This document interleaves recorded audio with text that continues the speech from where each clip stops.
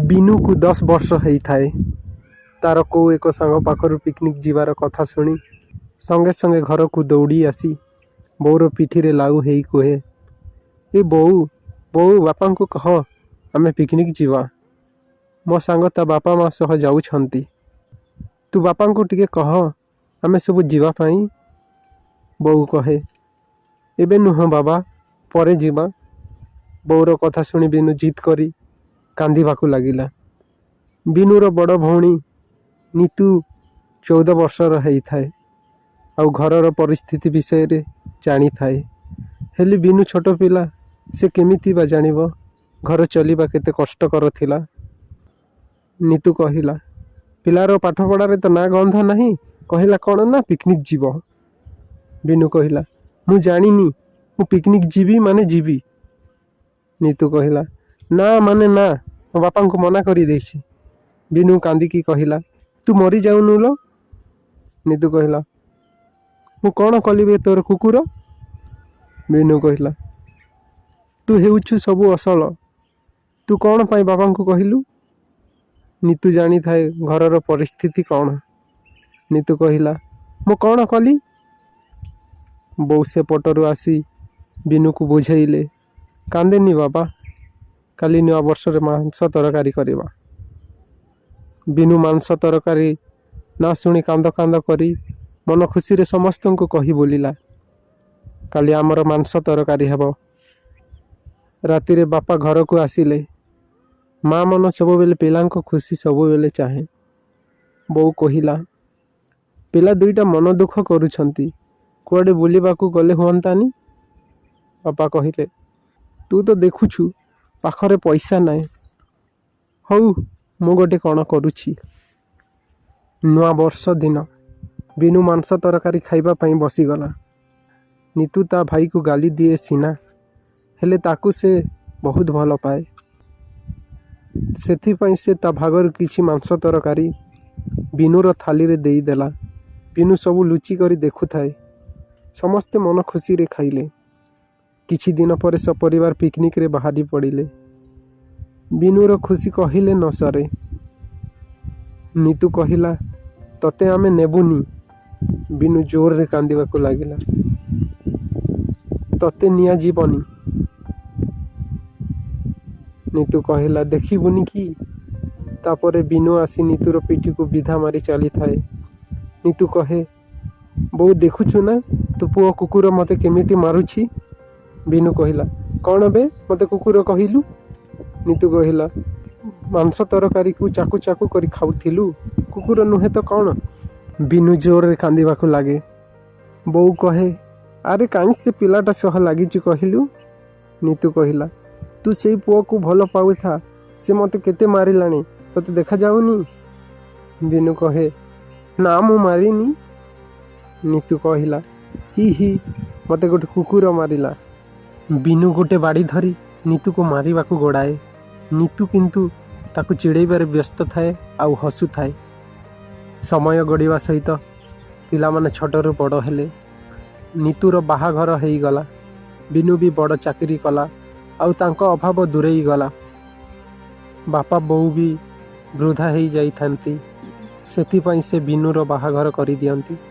घर को बहु आसे। किछि दिन पर नीतूर मथारू सिंदूर लिबि जाए। नीतू मुहरु हस चली जाए।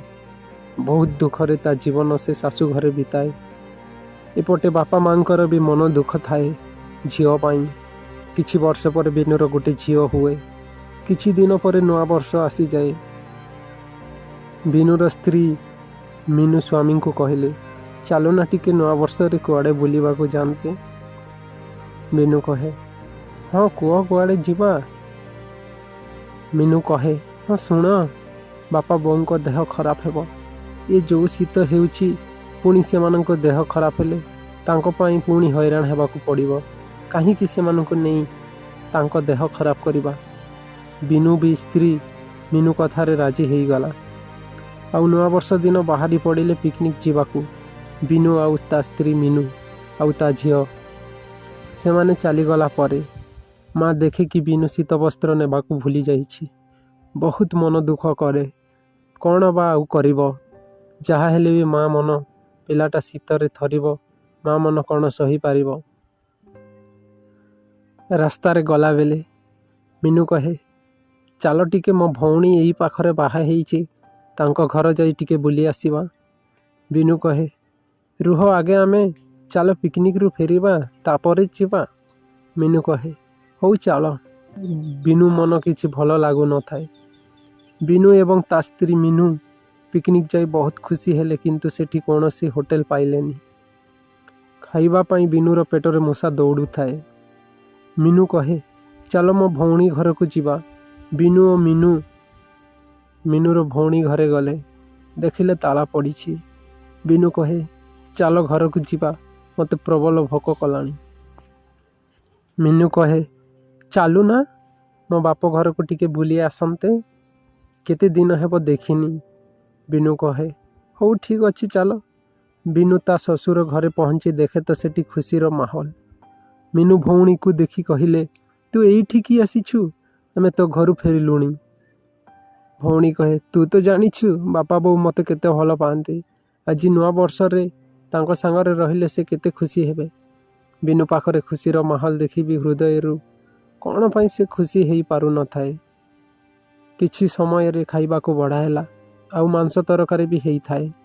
ବିନୁର ପସନ୍ଦ ମାଂସ ତରକାରୀ ପାଇ ବି ସେ ଖୁସି ନଥାଏ। ପାଖରେ ସ୍ତ୍ରୀ ତା ଭାଇକୁ କିଛି ତା ଭାଗରୁ ଦେବା ଦେଖି ହଠାତ୍ ତା ଭଉଣୀ କଥା ମନେ ପଡ଼େ, ଆଉ ତା ମନରେ ଉଙ୍କି ମାରୁଥିବା ପ୍ରଶ୍ନର ଉତ୍ତର ପାଇଯାଏ। ସେ ସଙ୍ଗେ ସଙ୍ଗେ ଖାଇବା ପାଖରୁ ଉଠି ତା ନିଜ ବିଧବା ଦୁଃଖିନୀ ଭଉଣୀ ଘରକୁ ବାହାରେ, ଆଉ ସେଠି ପହଞ୍ଚି ତାକୁ ସଙ୍ଗେ ସଙ୍ଗେ ଘରକୁ ମୋ ସହ ଆସିବାକୁ କହେ। ସେତେବେଳକୁ ସନ୍ଧ୍ୟା ହେଇ ଆସୁଥିଲା। ଭାଇ ବିନୁ ସହ ଭଉଣୀ ନିତୁକୁ ବାପା ଦେଖି ବହୁତ ଖୁସି ହୁଅନ୍ତି। ମା ସେଇ ସ୍ୱିଟର ଧରି ବସିଥାଏ। ପୁଅ ଆସିବା ଦେଖି ମା ସ୍ୱିଟର ନେଇକି ପୁଅ ପାଖକୁ ଦୌଡ଼ି ଆସେ। ବିନୁ କହେ, ଲୋ ବୋଉ, ମୁଁ ଫେରିଲିଣି ପରା, ତୁ ସେଇ ସ୍ୱିଟରକୁ ଧରି ବସିଛୁ। ମା କହେ, ମୋ ପଡ଼ା ମନରେ ମନେ ପଡ଼ିଲାନି, ଅଛୁଆ ଏ କାକରରେ କେତେ କଷ୍ଟ ପାଇଲାଣି। ବିନୁ ଆଖିରେ ଲୁହ ଆସିଯାଏ, ଆଉ ମାକୁ ହାତରେ ଉଠେଇ ଘରକୁ ନେଇଯାଏ। ବିନୁ କହେ, ବୋଉ ମୁଁ ମାଂସ ଆଣିଛି, ମୁଁ ଆଜି କିଛି ଖାଇନି, ତୁ ଶୀଘ୍ର ଟିକେ ବନେଇ ଦେ। ମା କହେ, ତୁ ଏତେବେଳ ଯାଏଁ କିଛି ଖାଇନୁ, ତମେ ଭାଇ ଭଉଣୀ କଥା ହୁଅ। ବୋଉ ଘରୁ କ'ଣ ଚୁଡ଼ା ଓ ନଡ଼ିଆ ରଖିଥିଲା, ଆଣି ବିନୁକୁ ଖାଇବାକୁ ଦିଏ, ହେଲେ ବାପା ଝିଅକୁ ବେଶୀ ଭଲ ପାଏ। ବାପା କହେ, ନିତୁକୁ କ'ଣ ଖାଇବାକୁ ଦେଲୁନି, ସେ ଖାଇଥିବ କି ନ ଖାଇଥିବ। ମା କହେ, ହଁ ଦେଇଛି। ବିନୁ କହେ, ବାପା ତମେ ଠିକ୍ କୁହ, ଟଙ୍କା ପଇସାରେ କେହି ଖୁସି ହୋଇପାରନ୍ତିନି, ସେଇଟା ଆଜି ମୁଁ ନିଜେ ଅନୁଭବ କଲି, ଆଉ ମୁଁ ବହୁତ ଭୁଲ କରିଛି। ପିଲାଦିନେ ତମେ ମୋତେ ପିକନିକ ନେବା ପାଇଁ ପଇସା ନଥାଇ ବି ରାଜି ହେଇଗଲ।